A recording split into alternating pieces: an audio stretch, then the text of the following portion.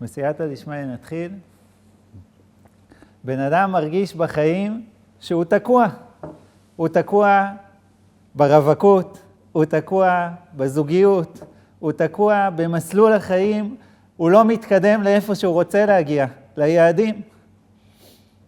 בא משה רבינו בפרשת כי תישא ואומר לריבונו של עולם, הריני נא את דרכך. ריבונו של עולם, תראה לי את דרכי השם בעולם. לראות את ריבונו של עולם בפעולות אפילו הקטנות. אומר לו ריבונו של עולם, את דרכי השם בעולם זה אחד הדברים הנסתרים מבני אדם. אבל דבר אחד אני אוכל להראות לך, שממנו תסיק מסקנות לכל מהלך החיים של כל יהודי ויהודי.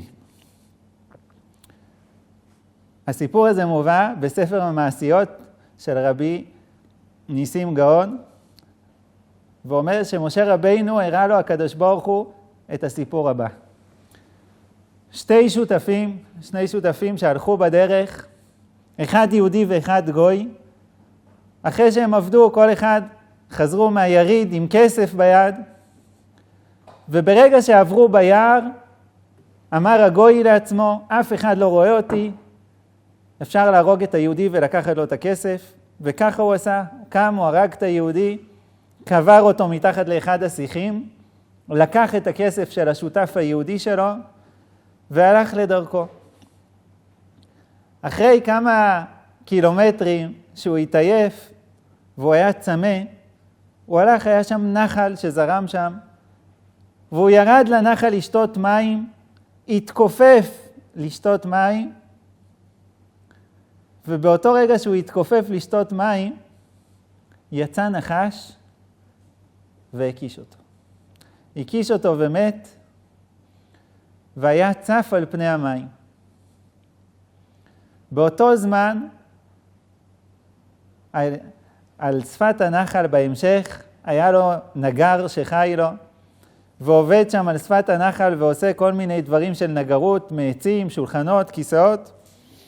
והנה הוא יוצא לנחל והוא רואה גופה לא מזוהה צפה במים. הלך, הוציא, בדק, אין שום פרטים מזהים, קבר את הגופה וראה איזה כיס שמן שהיה לאותו אדם.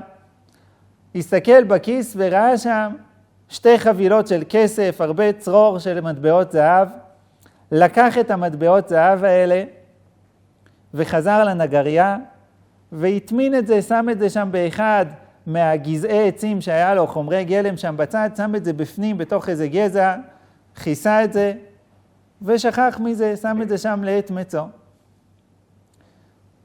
עובר יום, עובר יומיים, ואשתו של אותו יהודי לא יודעת מה עלה בגורל בעלה, ומבינה שכנראה בעלה כבר לא יחזור, כנראה באמת שתפסו אותו שודדים, הרגו אותו שודדים. אבל היה להם ילד אחד קטן. והיה להם ילד אחד קטן והם היו עניים, לא היה לה כבר ממה לאכול ומה להתפרנס. אמרה לבן שלה, בן יקר שלי, אבא לא חוזר, אז בוא לפחות אתה, נשלח אותך ללמוד מקצוע, תעזור לאיזה נפח, נגר, תהיה איזה שוליה של מישהו לעזור לו, ככה תלמד את המקצוע, ובבוא היום שתעלה ותהיה גדול, תוכל לפתוח בעצמך עסק. חיפשו באזור מי מסכים להתנדב, לקחת ילד עני ומסכן, יתום, ולהפוך אותו להיות השוליה שלו שיעזור לו. ואכן הם מצאו נגר אחד, שהוא היה בודד וגלמון, לא היה לו ילדים, הלכו ודפקו אצלו בדלת אותו אלמנה, ואמרה, אם אתה מסכים לקחת את הבן היחיד הזה, היתום, היא בכתה האמא שיעזור לה. אותו נגר כל כך ריחם עליה, שהוא אמר, אין בעיה, בשמחה, תביא לי אותו, אני אלמד אותו.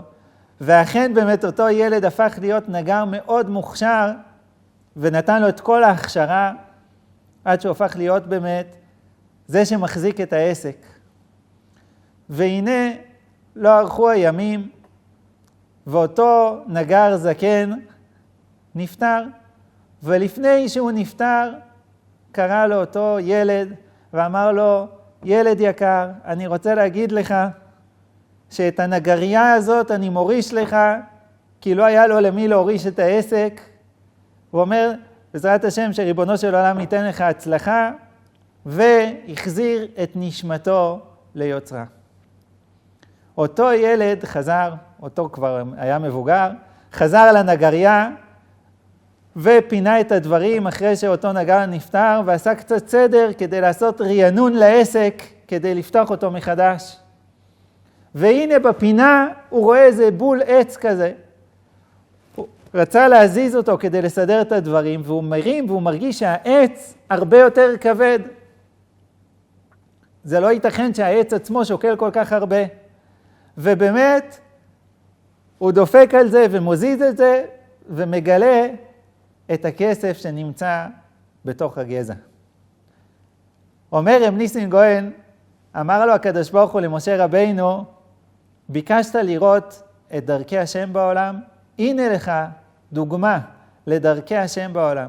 שאותו כסף של האבא שעמל עליו, חזר לאותו ילד יתום ומסכן, וחזר בצורה אפילו עוד יותר עם הכסף של אותו שודד גם, אותו שותף שהרג את אבא שלו. בסופו של דבר הכל חוזר, כי ריבונו של עולם ברא את העולם בהשגחה פרטית, עולם מתוקן. מה אנחנו רואים מזה? שיהודי ויהודי, כל יהודי יש לו השגחה פרטית, וכל יהודי מושגח בדיוק איפה הוא נמצא, ואין אדם נוקף אצבעו למטה, אלא אם כן הכריזו ברקיע, וזה אומר שאם הוא מרגיש תקוע, בהכרח הוא לא מבין שריבונו של עולם שם אותו להיות תקוע איפה שהוא נמצא.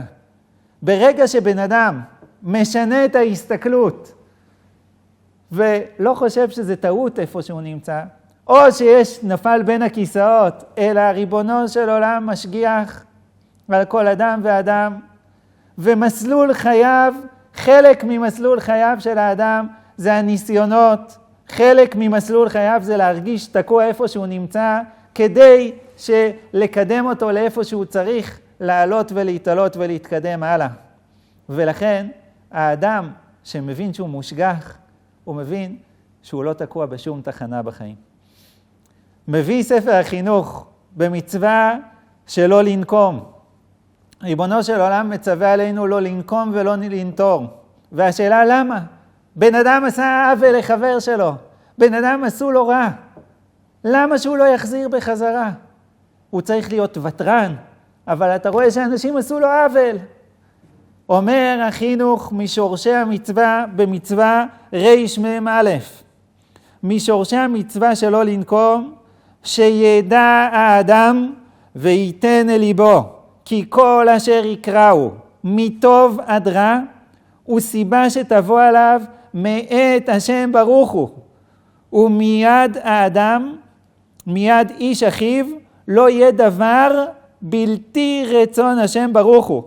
על כן, כשיצערו או יחיבו אנשים, ידע האדם בנפשו, כי עוונותיו גרמו, והשם יתברך גזר עליו בכך, ולא ישית מחשבותיו לנקום ממנו, כי הוא אינו סיבת רעתו. החבר שעשה לו עוול, הוא לא הסיבה. החבר שלו הוא בסך הכל בובה בתיאטרון החיים שריבונו של עולם הציב אותו פה. אבל מי שסובב את הסיבות שאותו חבר יעשה לו עוול, זה ריבונו של עולם. ולמה? כי לאותו אדם באמת הגיע לקבל את העונש מחמת העוונות שלו. ולכן, כי העוון הוא המסבב. ולכן ברגע שבן אדם מבין את זה, אז הוא מבין שבדיוק כמו הכלב שנובח על המקל שמרביצים לו, והוא לא מנסה להבין שמי שנותן לו את המכות זה מי שמחזיק את המקל, כל דבר ודבר שקורה לאדם בעולם, זה ריבונו של עולם עושה את זה. ולכן בן אדם שמרגיש שהוא לא מושגח, בן אדם שרוצה לנקום בחבר שעשה לו עוול, או במישהו שעשה לו רע, זה האדם שבוחר לנבוח על המקל. לעומת זאת, האדם שמבין שריבונו של עולם הוא משגיח, והוא מסובב הסיבות, אז הוא מבין שהוא יכול לנבוח על המקל, אבל אין לזה תועלת. אלא הוא יבין שיש שורש לכל מקל ומקל, יש מישהו שמחזיק אותו.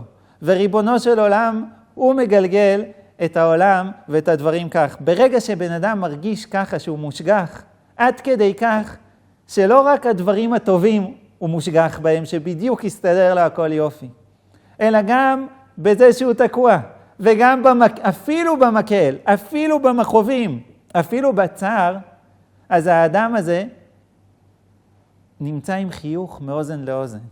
כי הוא מבין שהוא לא תקוע. הוא לא סתם עומד בתחנה והוא פספס את האוטובוס, אלא ריבונו של עולם עשה את זה לטובתו ולחסדו, שהקדוש ברוך הוא ברא את כל הברואים כדי להיטיב איתם. ולכן כל דבר ודבר ואפילו הניסיונות זה לטובתו של האדם. אז אם ככה, כל אחד ואחד ראוי לו להתחזק במקום שהוא נמצא בו, ולא שחס ושלום ייפלו פניו, וככה הוא יקבל את המוטיבציה להמשיך הלאה ולהתקדם בעבודת השם, ולראות את הכל מושגח בהשגחה פרטית בסייעתא דשמיא.